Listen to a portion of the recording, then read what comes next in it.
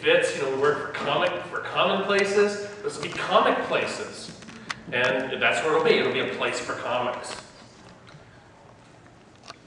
So we talked about design a little bit. You want to go ahead and give them a little bit of your theory of design here, and what your frustrations are.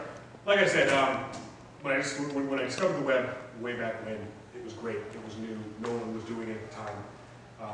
Photoshop was at 3 when I came about, and you know, I used to be one of those guys, and I'll say this out, and I'll say this out loud. I see all the Macs. I can't stand them. Sorry, Mike. I know we might be talking about this all the time, but I can't stand them because everybody kept telling me artists do not use PCs, and I was always under the impression, well, first, any artist not going to use a computer. Yeah, all right. So I'm sitting here with a computer. Anyway, and then when I first got my first computer, well, I couldn't afford a Mac. So I got this junky PC and this Photoshop 3 and a mouse and went to town. And as I started to go more and more and everything, and got tablets, started drawing everything, and then I got into the website portion of it. Not so much the WYSIWYGs, but I love the hand coding because that's art in itself. I know everybody agrees, but I really like doing that. But the problem was I just kept getting stuck on what I could actually do. Bandwidth, bandwidth, what other clients wanted, what you could do at the time, even though the technology keeps getting more and more and more. Then I discovered Flash, and after 5 years, discovered I hate Flash. Because you can't call yourself a web developer and use Flash primarily. You know, that really got under my skin.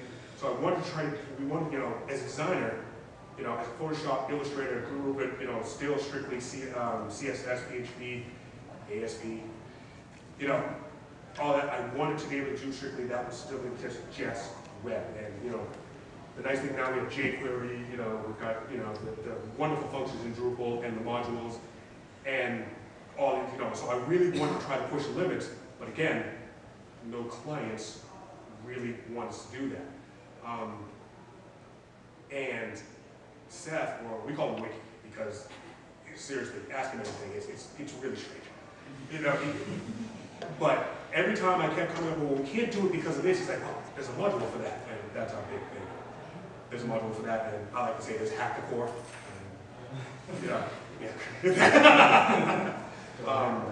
And Seth did a great job of pushing me past what I really believe, what designers can do. So if you're a Photoshop guru or you're an engineer, this theme, can really help you push past what normally is a 3-column layout with your login box, or exactly where your comments are, or what you can actually do with images, the alt tag, and a title tag, and some CSS. So,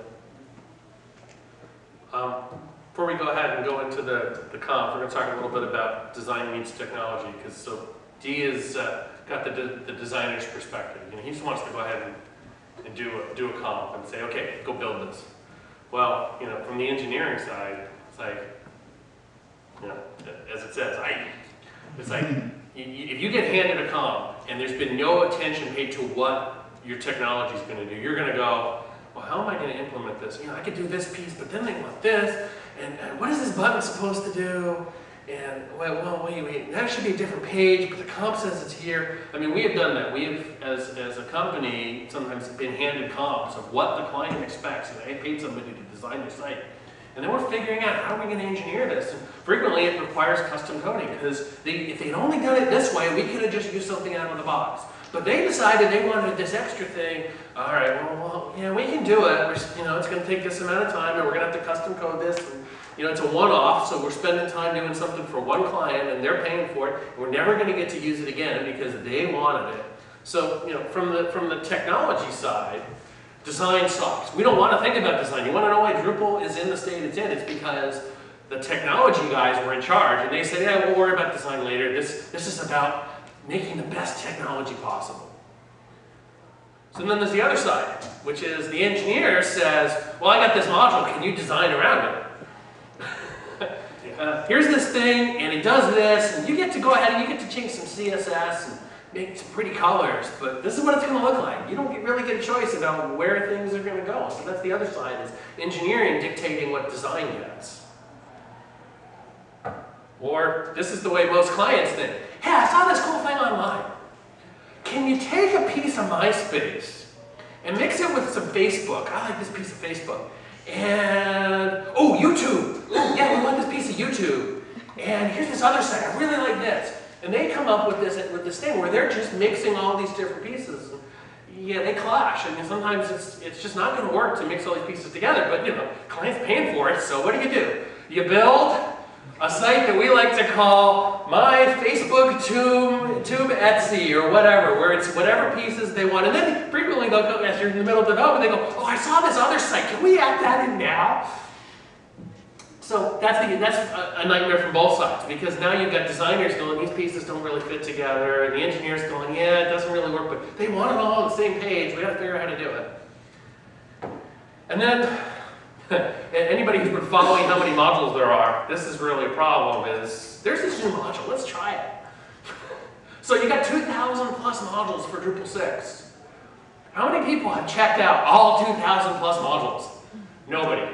Nobody. I mean, I follow the RSS feed of new modules, and even that is bare to keep up with. I think everybody here agrees. You're lucky if you get a chance to try out, you know, 10, 15% of them and really experiment with them. Some of them you go, oh, that's kind of like this other one I use. I'm going to stick to the one I know. Maybe the other one's better, but you just don't have the time to try it. So if you start doing design and engineering, and you say, well, there's a module, let's use it, and then you discover that the code sucks, that there's bugs. Oh yeah, I'm the maintainer. Yeah, you know, I know that that's, but hey, sorry, I don't have the time to fix it. You know, can you submit a patch? And you're in the middle of trying to code something up, and you were hoping that this was going to work, and you really weren't planning on writing their module or rewriting their module to deal with it. So, you know, that's another piece of design meets technology is there's lots of tools out there. Which ones are you going to use? So here we go. Here's the comps. 2,000 words from Design Lab. Dee did 2 comps. I'm going to start talking about these. Yeah. I'll bring the first one up. We'll get... Yeah, everybody see the Wolverine movie? Well, not everybody, but, you know. So these were pretty easy to find. I didn't have a lot of time to draw anything. I really wanted to, but, you know, work and life gets in the way. So I took a great image of Wolverine. Why don't you do this because you're talking away. Oh, can you hear me now?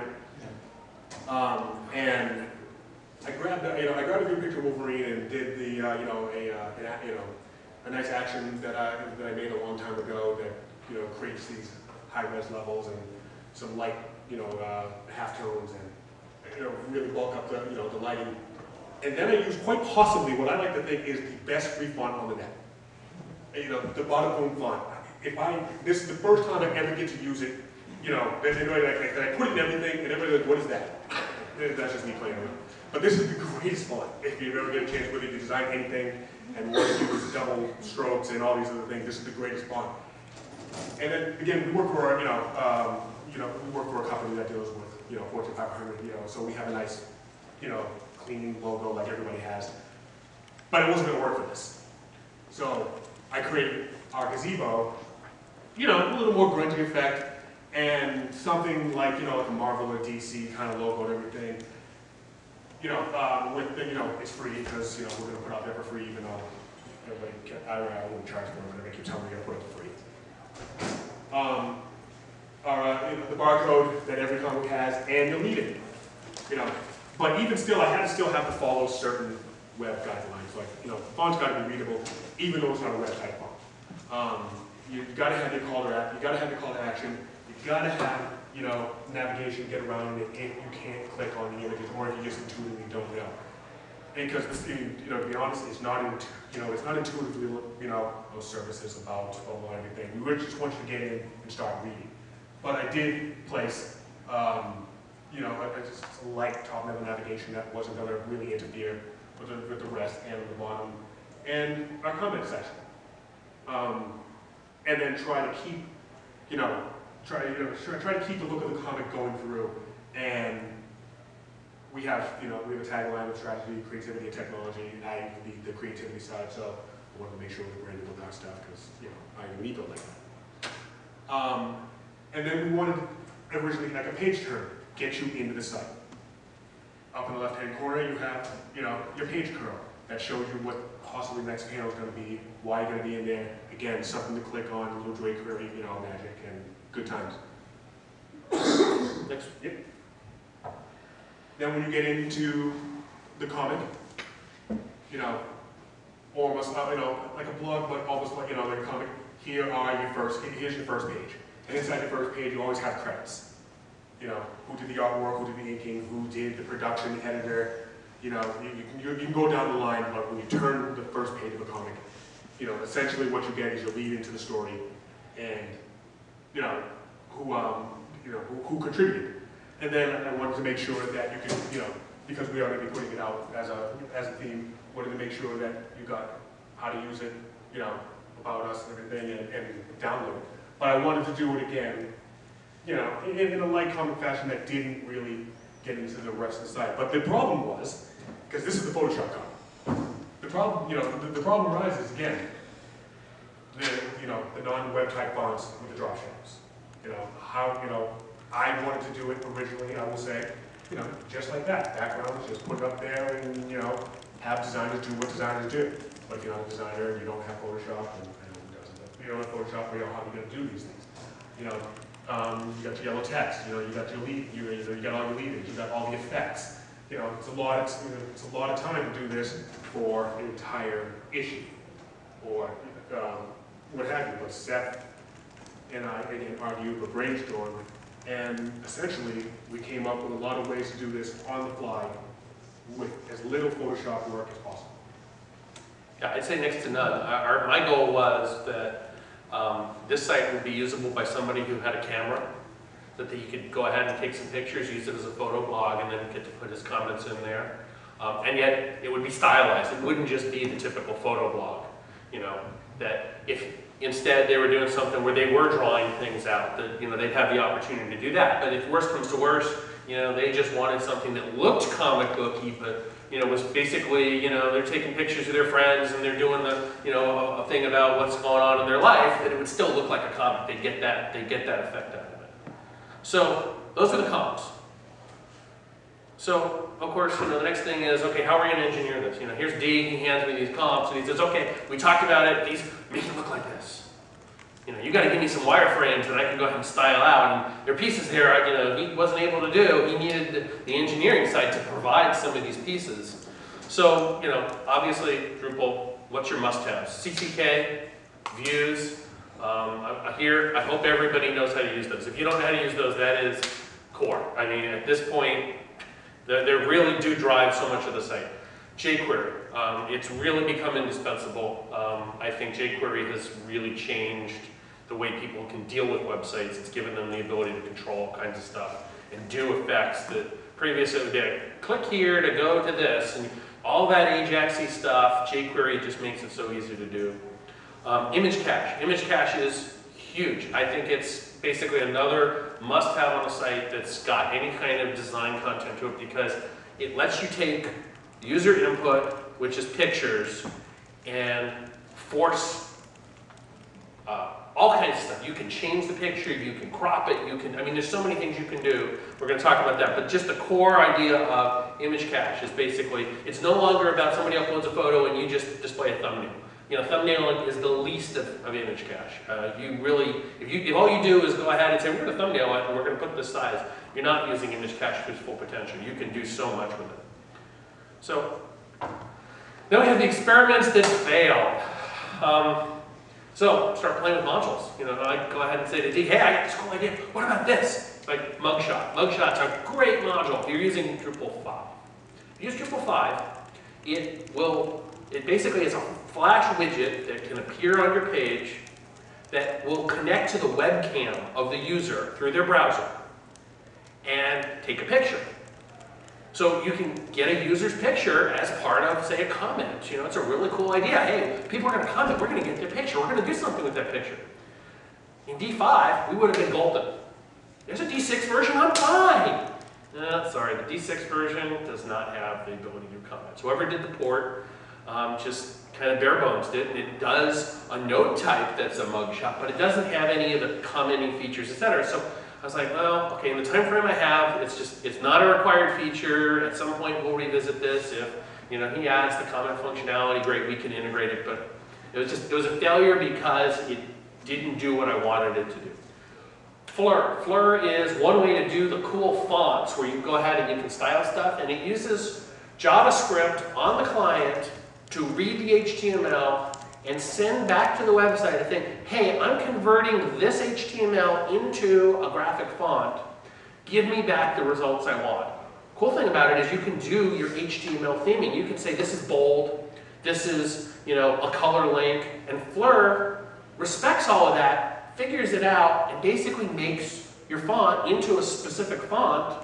So you can use any TrueType font with all your HTML formatting in place. So it's really cool. If you try it out, I highly recommend it. The problem was, for us, I just felt that it wasn't going to give us the control of the sizes. It was too much on the client side in this case because we really cared about stylizing things. Most likely, in a full site, I could see places where Fleur would be better than the solution we used, but in this case, we were losing too much of the control we wanted, what it was going to give us, which was better HTML handling, wasn't worth the sacrifice. So basically I said, okay, I got another solution for that. Barcode. I put the barcode module onto the site. I said, that's going to give us our barcode. And Dee looked at the barcode and said, yeah, that's not the kind of barcode I want. And we played with it a little bit. There just wasn't enough documentation to let us, and we weren't going to spend the time. It was like, okay, well, yeah, for right now, since it wasn't critical, we said, okay, we're just going to go with a graphic for the barcode. That'll give us what we want. It's not critical that we can support real barcodes. For somebody that really wanted real barcodes, there's a module for that, but in our case, it just wasn't going to give us the effect we wanted. It was very cool though. I mean, it did. It put out a barcode with anything you wanted written on it and everything. And just being a technical designer, I just didn't like it. But it was really cool. The weight module, we talked about ordering pages, and there's a bunch of different ways to do it. The weight module was a cool idea. There's a views integration where you can actually have that as part of the site, but we just didn't get to it, where you could order your pages and you could just drag them on the list and it would change the weights. And that was temperamental, and sometimes it didn't work, and I didn't like some of the things it was doing. When you looked at like content lists, it was adding itself, so it was a cool idea, and there was probably better ways to do it. So we put it on the back burner. Another thing where we said, that's neat, but it isn't really critical, so put it aside. The last one's my big one. I tried almost all the different carousel, slider type things. One of the things I wanted was, we got this page curl effect, but it wasn't going to go ahead and really do page transitions. So I was like, I want something that we can have a page, and then we can move over to the next page, and we can give that page turning effect. And jQuery will do that kind of thing. I actually had a demo where I was able to do some stuff. The problem was that it made styling impossible, because as far as Drupal was concerned, it was one page, and I was changing nodes, and it complicated the styling, because instead of it being the real page, it was now inside of another page, and then I had all these issues with CSS, and it was just not grabbing everything I wanted. There's so many solutions. There's a whole discussion about the dozen different solutions there are for this kind of thing. You've got Ajax views, you've got views carousel, node carousel. One of the things I wanted was it to use Ajax to load the nodes, because I didn't want to load every single page at once, because I was only showing one. I mean, I didn't want the page load to be huge because we're loading all these images, etc. I didn't want to say, go get these 10 pages. We're only going to show one unless they switch. I wanted it to be, get the page we're going to show, maybe get the next one, but if they page, then use some Ajax, go get the next one. Again, really cool, probably something we're going to go with. It just did not work in this particular case. Nothing wrong with it, it just wasn't a solution we could use. So now we had the modules that did work. These are the things that I played with, and I said, okay, this is something, this is going to work for us. Avatar crop. How many people, when somebody uploads a picture, you say, you get 100 pixels by 100 pixels, 200 pixels by 200 pixels, and they upload a picture, and you go, boy, that'd be a good picture if only, it showed your face better. What this does is, it lets them upload any picture, and then it shows them the whole picture, and it lets them pick the size image that you're going to use. So they could go ahead and they could say, oh, I got this picture of me and my family, and they could pick their picture out and crop it down just to that. For what we wanted, that was a great solution. SignWriter. SignWriter was the module we used for the fonts. It gave us the control to let us say, we're going this big, and we want a background, and you're going to use this font, and if it's too big, go ahead and move down to the next line. It was really a perfect solution. There are other solutions out there. This was the one I felt was the best supported. I'd used it before for all kinds of things. I used it on one site because they had phone numbers, and they didn't want the phone numbers to be something that was accessible to spiders. And so we turned every phone number into an image, and that way it was still visible to people, but it wasn't spiderable. So lots of potential, all kinds of places you can use that. Menu icons was the solution. We're going to talk about where we used it. There was a little caveat there. I discovered my hatred of the theme registry alter. So this is a D6 function that allows your module to say, hey, I've got some theming thing I need to grab.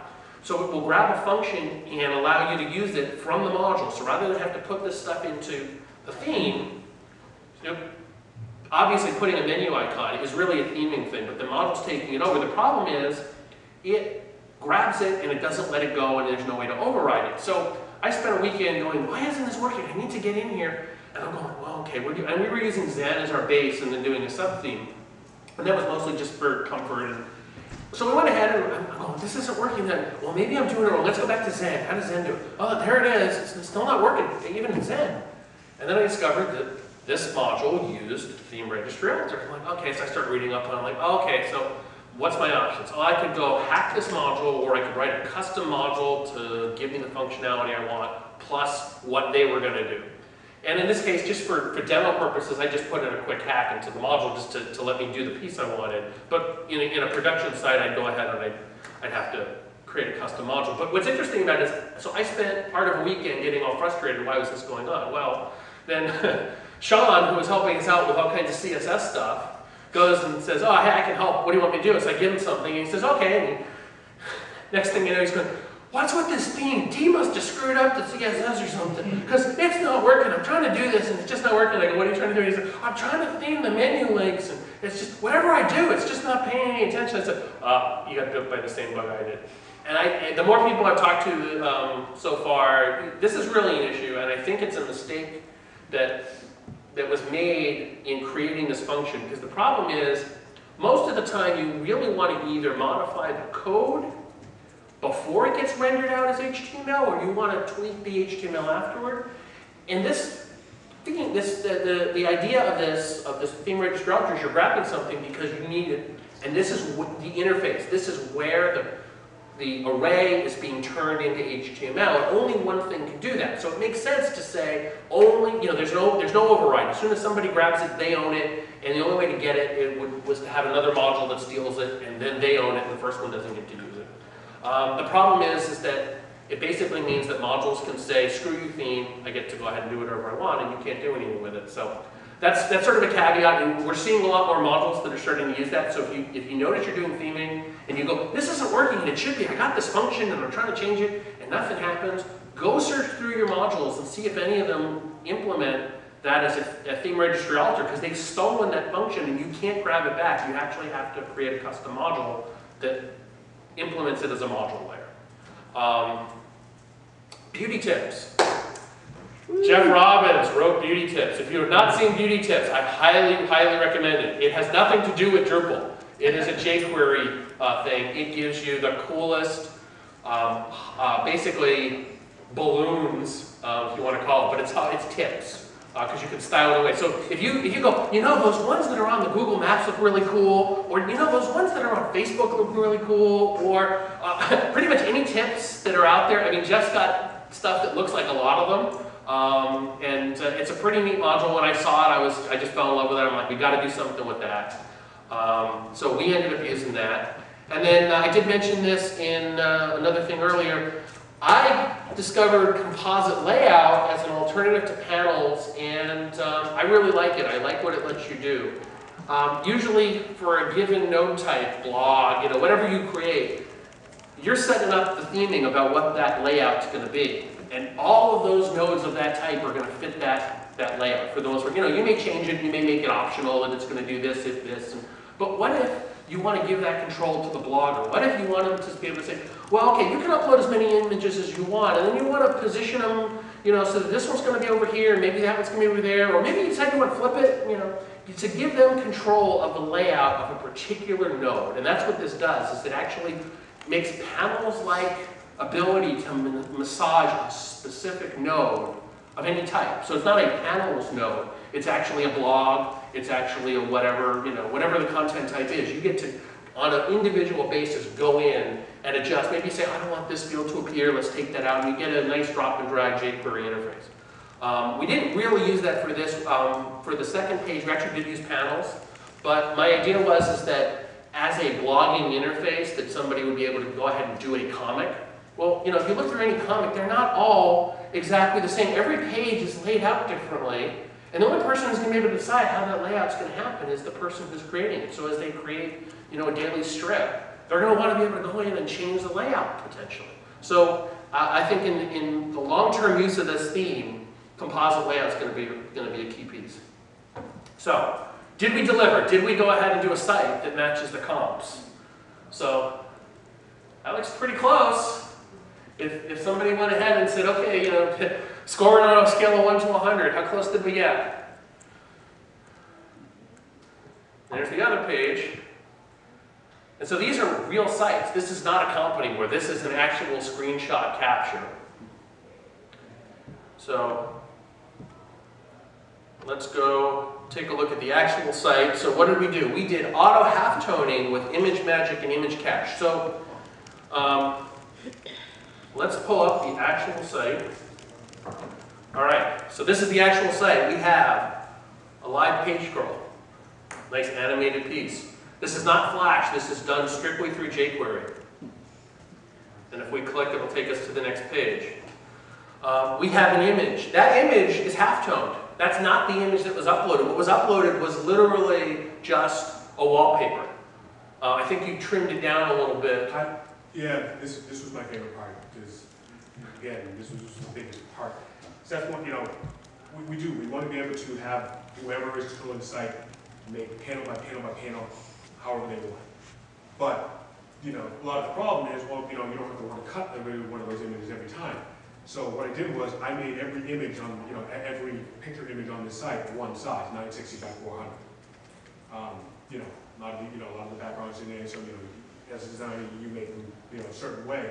But then what happens is we run it through image, or we ran it through image magic to get the nice halftone effect, but we use the same image and same set of images other places where the crop will make sure that it doesn't resize the image, it just puts up the best parts of the image that I wanted to see.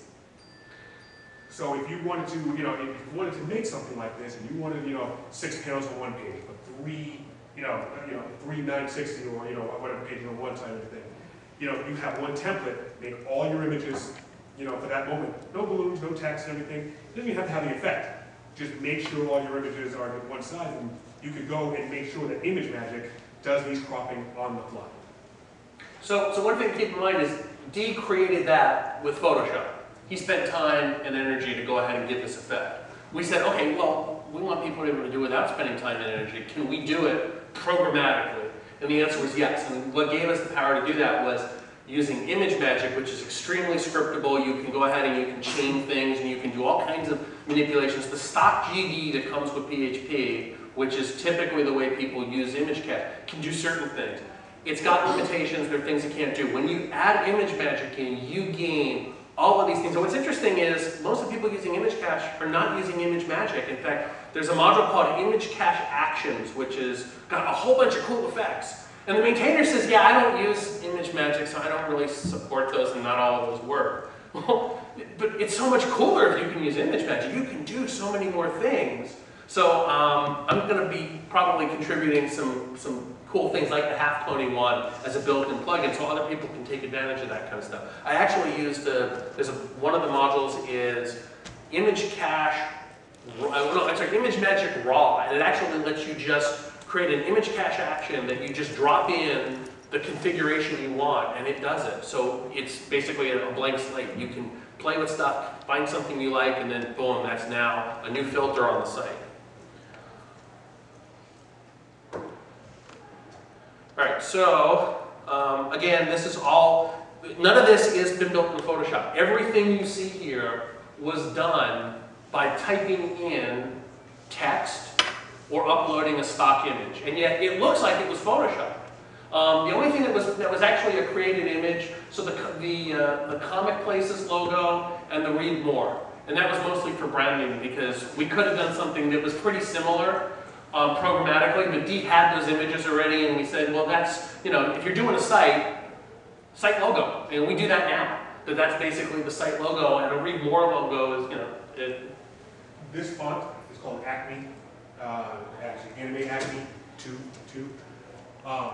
Again, really nice thing that SignWriter did because it creates, not only does it create the drop shadow, it gives you control of where you put it.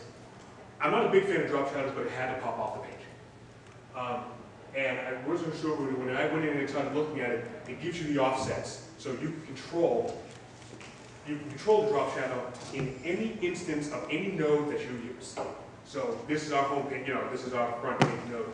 And the other ones either don't have the drop shadow, I put it somewhere else, or I'm able to, you know, like double up, stroke, you can literally do anything and attach it to each specific node, so you can make profiles as many as you see fit.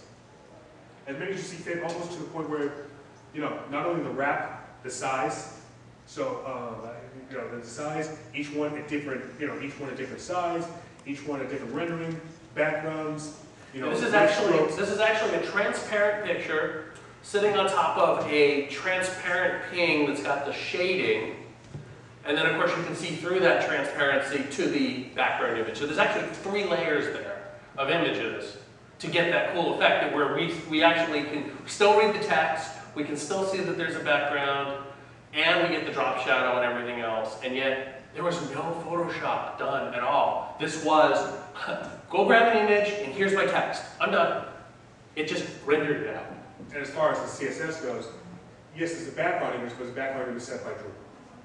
So you upload the image, so the node is cover page. So if you want to keep changing your covers, you know, no CSS required, just go in there and drop the new image. And not only does it drop the new image, it does the halftone effect, it does all the effects, and everything is just set, and you can go from there. And reset, you know, and reset the text, and everything resets. Text up here, this is just a straight menu. This is, actually there's a good story to this one, if you don't mind, I'll tell this one. So Dee says, you know, I'm doing this other thing, how come the last image is turning into the RSS icon? He says, what's going on with that? And so I go ahead and I go look at it, and basically Dee taking a shortcut when he did this menu, and he said, oh, I'm just going to go ahead and I'm just going to catch the last class and replace that with the background image so that it turns it. So, well, of course, he had thought that we were going to use menu someplace else on the site, so every single menu's last icon was becoming, you know, regardless of what it linked to, it was just catching it. So that was a case where he did something that worked great, and then as we continued building out the site, it had negative side effects. That's one of the things about shortening CSS stuff. I mean, Morton gave a whole thing about, you know, how we can simplify this. Well, there's advantages to simplifying it, but sometimes you go, this works, and then you do development later and you discover, oh wait, now we have a problem because it's the same CSS and there's 2 different things going on. All right, so this is the front page. Let's go to the inside page.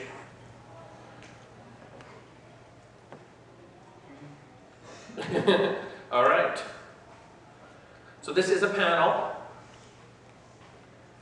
And as you can see, we've got text, we got credits.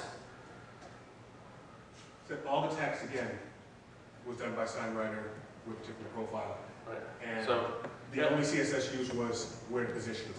So Seth did a really, really nice thing by, and I said it in the beginning, by taking an image tag's natural, natural attributes and hacking them to make, what you see. Because all you did was, if you scroll up a little. Each thing you see here, all he did was, in the natural state, you upload an image, right? So you upload favorite character.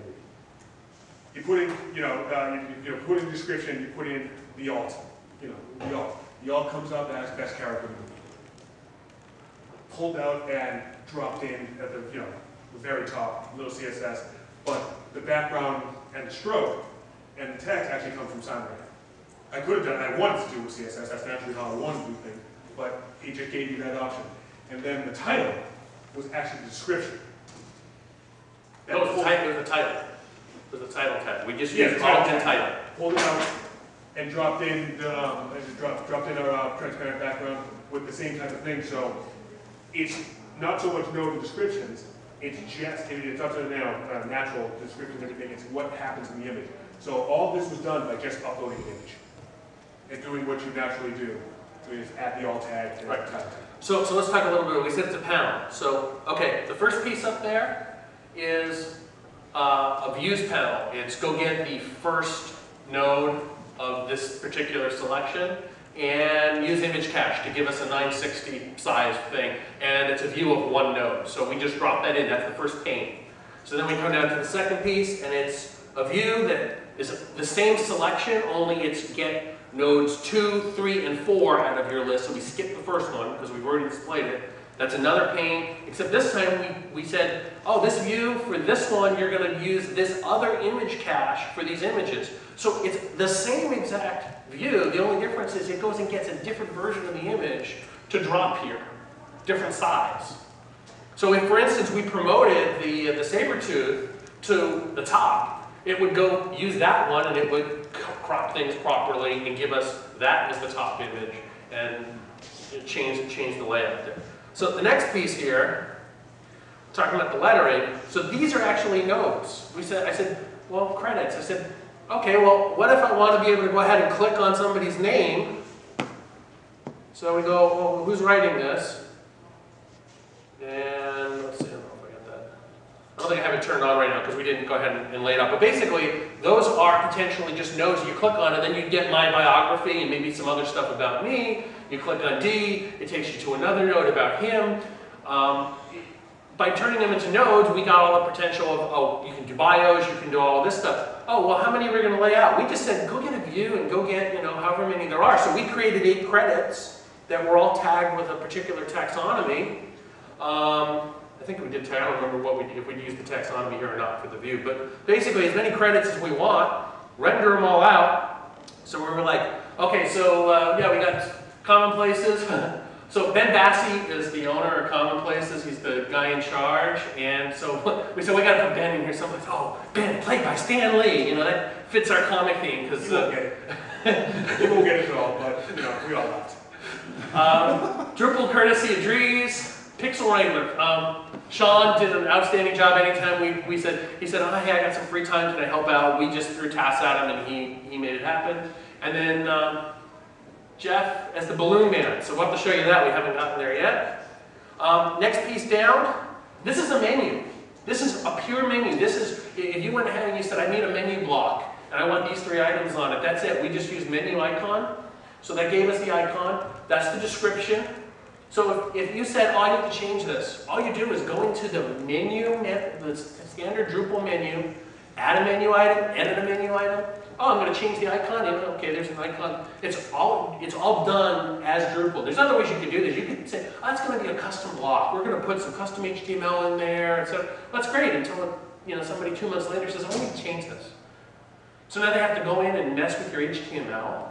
Well, it's a lot easier to say, that's a menu. Just go add another thing to the menu, take out this other one. You're done. Point it to wherever you want it to point it to. All right, so finally, comments. So this wasn't spec'd out in the comp. This was one of those, hey, we can do something cool, let's do it. So that's what comments actually will turn into a comic strip.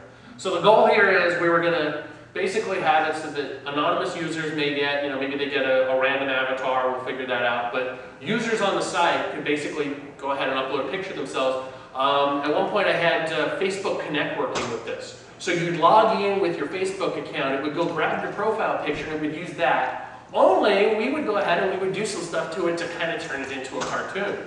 So that it was basically turning the users, what they gave us from Facebook, into something that looked to fit the theme of the site.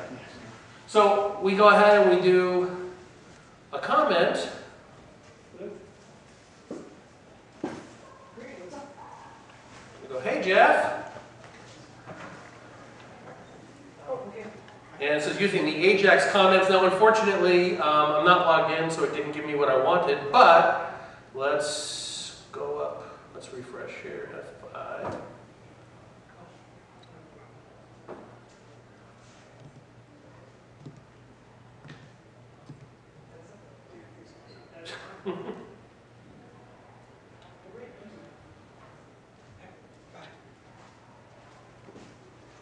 I have to play with it so that not only will your image come up, but then it will do the pop. Mostly that's just a matter of doing it with JavaScript. The way Jeff wrote it is you have to basically, when you add the property, you have to have some kind of thing that turns it on or tell it to turn on automatically. And using Ajax comments, I just didn't have it quite written right to go ahead and trigger that JavaScript when you do it. But if you go back and reload it at that point, there's the extra comment and it drops it in. We've just taken people's comments and turned them into a cool, themed out part of the site where, and there's the interaction where if I say reply to, let's say if I say reply to this response, it actually is going to fit it in there. So you end up with, they really are able to go ahead. It's not just a static thing of one response after another. You do get all the nesting that's built in. So you now have a strip where people are responding to other people in balloons with different characters. Well, they've just contributed to your site. I mean, they made it interesting. People will come just to check what the comments are because they're like, whoa, this is neat. You know, there's different people talking to each other. We just discovered this is a great bug and it has to get tracked down. For some reason, when you refresh, if you reload the page from scratch, it works fine to comment. For some reason, when you refresh, there's something about the JavaScript that didn't get reset. You can't click on the comment.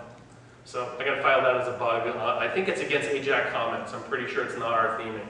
I have to check it out with a stock install. But so there was a perfect example of something where we said, okay, we're just going to try to do something new, keep it interesting. That's pretty much where we went. We felt we not only achieved our comps, but we started saying, okay, what else can we do with this site? How can we keep this theme going? We had 30 days from the time we told Susan we were going to do something. We weren't getting paid for this, so it was all free time. We had Memorial Day. We had family stuff going on. So in terms of hours, I don't know. It wasn't a lot. Yeah, it really wasn't a lot. I mean, this really was from comp to theme out. You know, maybe there was 40, 50 hours tops. Can you show us an example of uploading an image? I mean, can you... Sure. Let's. I got one here.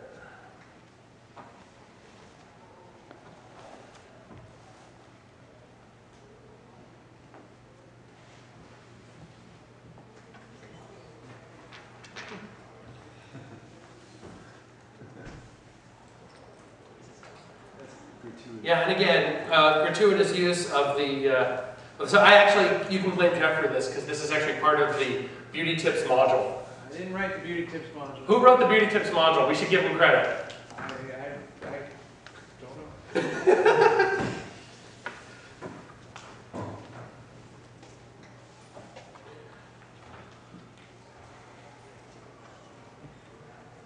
So again, the tabs all themed out nicely. Caps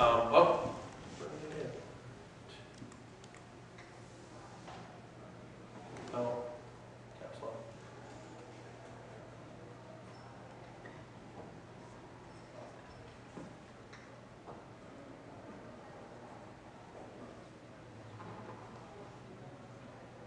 So in this case, we've got the Wilford Brimley cartoon avatar. Okay, so let's go.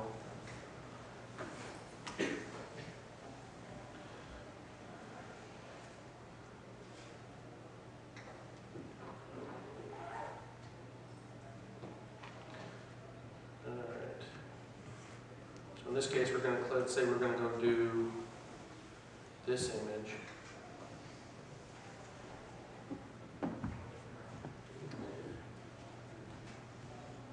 So you can see, this doesn't have the halftone, because the original image doesn't have it. And we decided on this page we're going to display it without it. Let me say edit.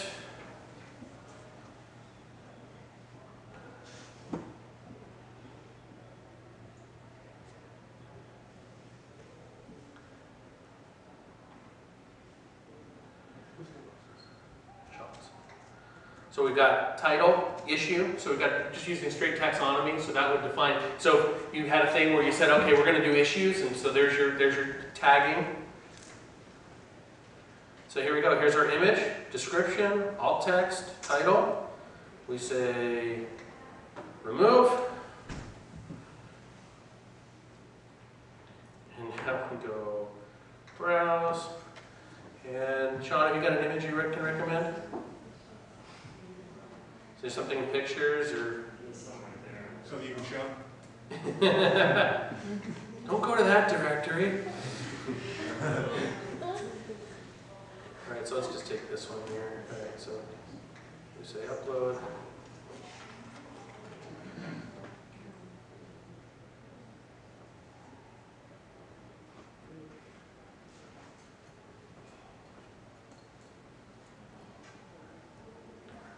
I had to pick a big image.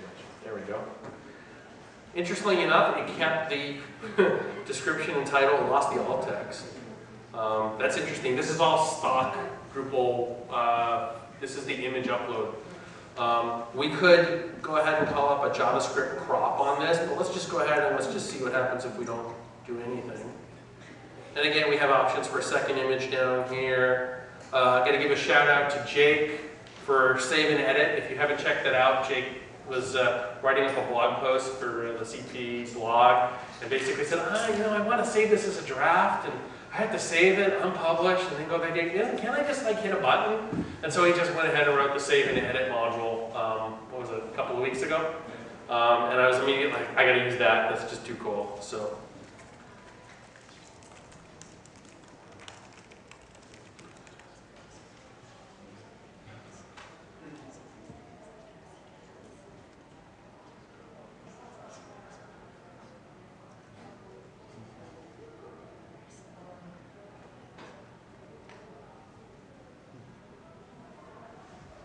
there's our new image. Let's go home. Can't remember if the cover's not going to change because that's actually a different image potentially.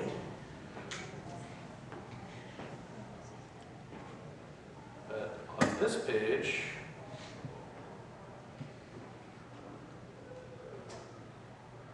so it grabbed a piece, and obviously if you used a crop, you could go ahead and finalize which piece you wanted to use, but basically it went ahead and changed it.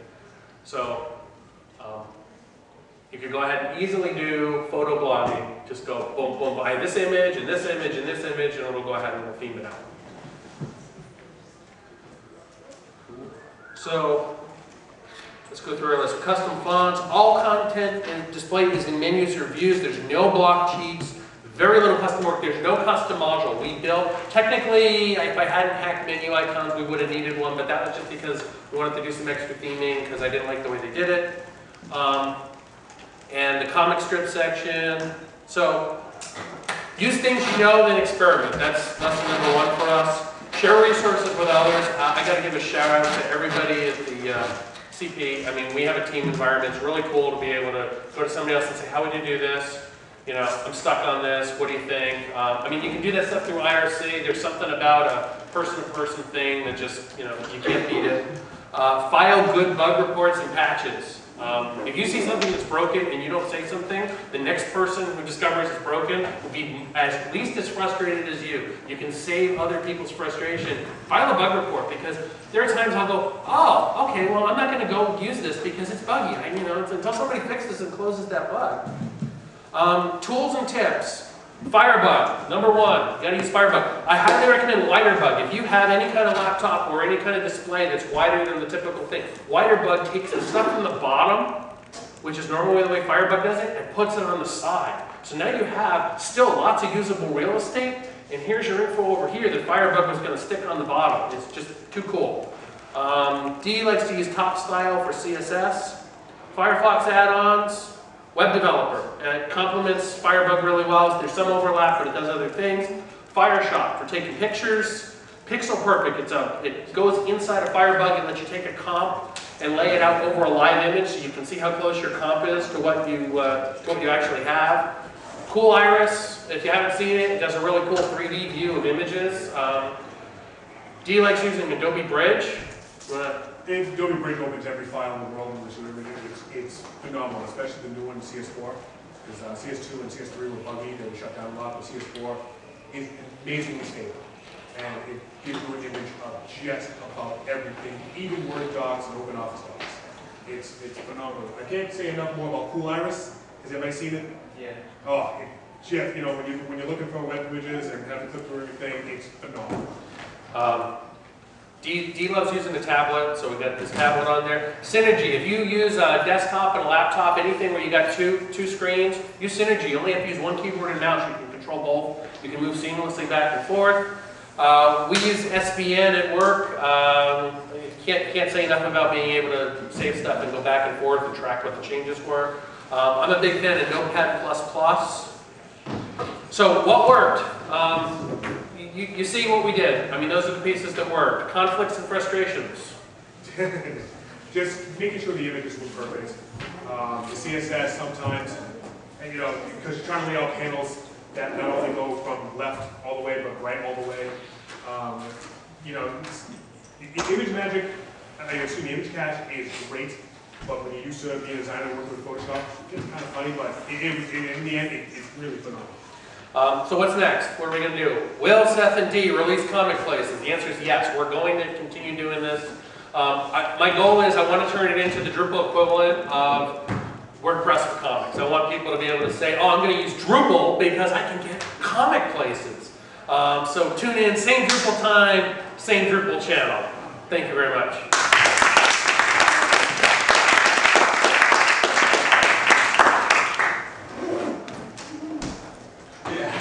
Any questions? Anybody have anything we didn't touch on? Sweet.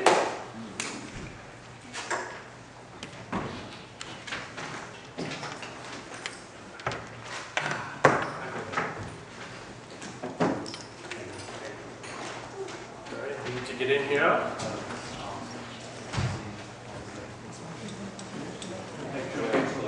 Absolutely, you rock.